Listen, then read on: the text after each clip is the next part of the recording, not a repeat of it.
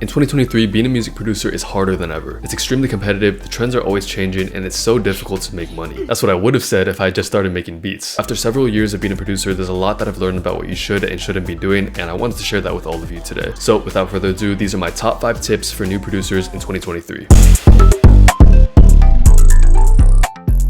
Starting with tip number 1, which is to make your own loops from scratch. So in the beat making world, a loop is basically a completed melody. Typically, it'll have several sounds in it and a producer will send it out for other producers to add drums. However, by only using loops from other producers, obviously your ability to make melodies is going to go down, and this is bad for 2 main reasons. Firstly, your creativity gets significantly limited. It's important to be able to take ideas in your head and put them into a project. And furthermore, when you start making melodies from scratch and you learn about what sounds good, your whole beat making process and just workflow becomes so much easier. I know it doesn't sound all that important, but trust me, everything in beat making is interrelated, and over time, you'll see how much you benefit from having well-rounded skills. The second reason is that you will miss out on placement opportunities. Look, if you're trying to get songs with artists, especially in the underground rap scene, you need to have loops ready to send out or be able to cook up loops on the spot. I can guarantee that a time will come down the line where a bigger producer will hit you up for loops, like, yo Josh, I'm in the studio right now, send me some loops for Trippie Redd. But if all you've ever done is use other people's loops, you can't do anything. Basically just fumble the opportunity. Now, if you want to know how to make good loops from scratch, I've got plenty of tutorials on my YouTube channel for that, but really what it boils down to is practice. Listen to your favorite songs, try and figure out how the producer made the melody. You can also ask your producer friends what their process is when they make loops.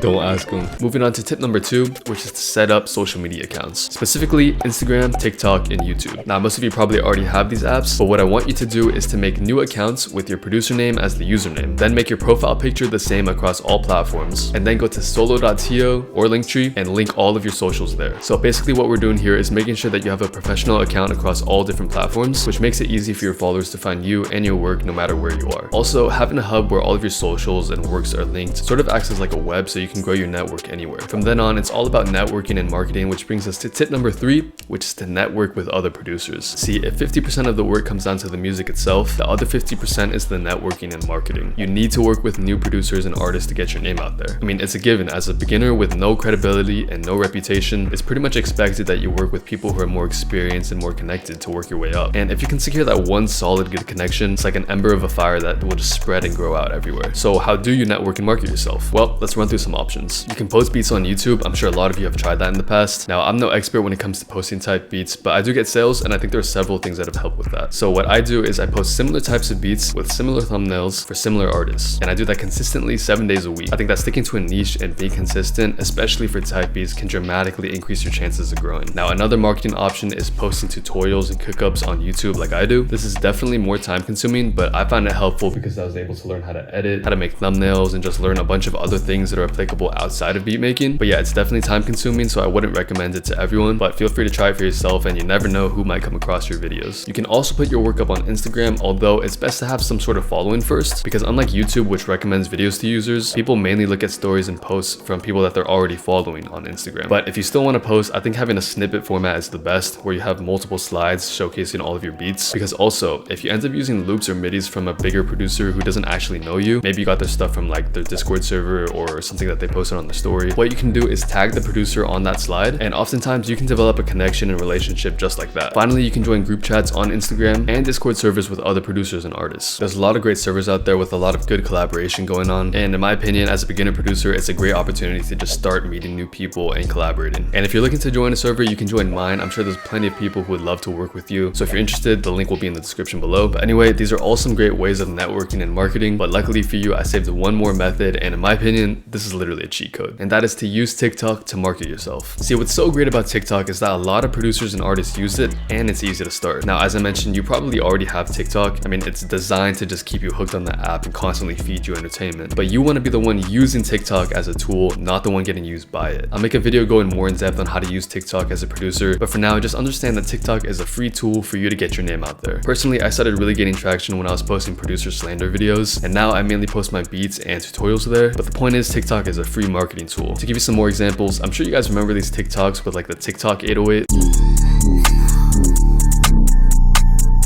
If you didn't know, those beats were made by my guy Mimo, and through TikTok he was able to get tons of streams on SoundCloud and Spotify. A bunch of artists were hitting him up for beats, and of course a lot of bigger producers had their eyes on him too. The point is, TikTok is a tool for you to use, and if you use it smartly and you're creative with what you post, I'm sure you'll see a lot of positive things coming from your efforts. Which brings us to my last tip, which is practice. Even if you do all the things I mentioned before, it doesn't matter if you still suck. No painter makes a masterpiece in their first few paintings. No NBA player started out by making every single free throw. Those were some terrible analogies. Making beats is a skill just like anything else, so you have to put in time to learn it and improve as well. I would recommend at least a few months of practicing before you try to do any of the things I mentioned before. So let's be honest, if you tag a producer on a beat on Instagram and the beat is trash, it doesn't matter how good you get later on, you pretty much ruined the relationship before it even started. It's the same with sending beats to artists. If the beats are mid, the artist isn't gonna want to work with you again. And of course, if you're making tutorials and you're posting them on TikTok or YouTube, your videos aren't going to get boosted by the algorithm if the content is bad. Personally, it took me about a year before I got to a point where I was confident with my beats, but everybody's different, so don't set any expectations for yourself. Just keep practicing, ask people around you for feedback, enjoy the process, and you will get better. And that brings us to the end of the video. Just to do a quick recap, try to make your own loops from scratch, make sure to set up social media accounts, be sure to network with producers and artists, use TikTok and YouTube to market yourself, and practice. This is my first time making a video like this, and I do want to switch up the content from here on out, so let me know what types of videos you'd like to see in the comments below. And I really do hope you enjoyed this or took away something useful, but that is going to be about it for me today. Thank you so much for watching, and I'll see you soon.